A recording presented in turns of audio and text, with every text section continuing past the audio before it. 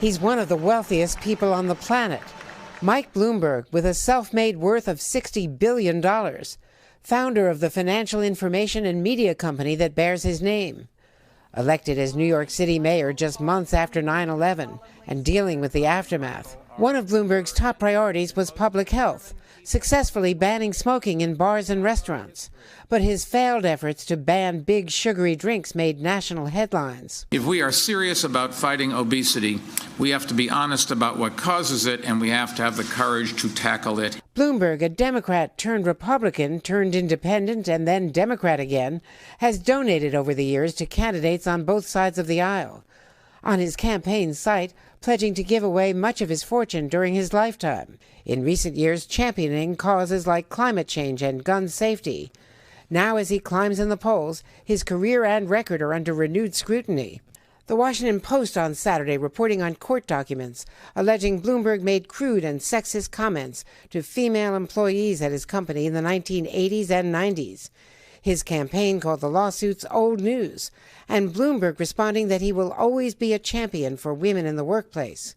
And his campaign released this video featuring women who worked for Bloomberg praising him. There's nobody that I respect more and felt more respected by. Also supporting him on the trail, the woman who has been at his side for the past 20 years, Diana Taylor, a Wall Street success in her own regard. I'm looking forward to traveling around this country and meeting lots of women, all kinds of women, and helping them lift their voices.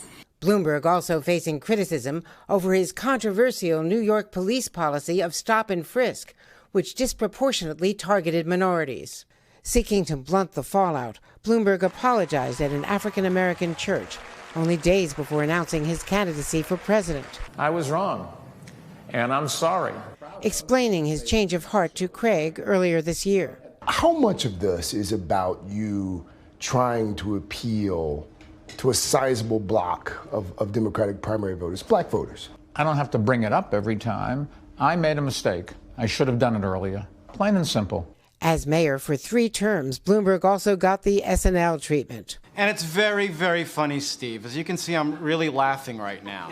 Bloomberg hoping to recast himself as a guy who can bring the fight while also being able to crack a joke. You've all heard the slogan, Mike will get it done, and if you haven't, I've been spending an awful lot of money to get it out of. That spending includes more than $1 million a day on Facebook and pushing viral ads like this one, taking on President Trump.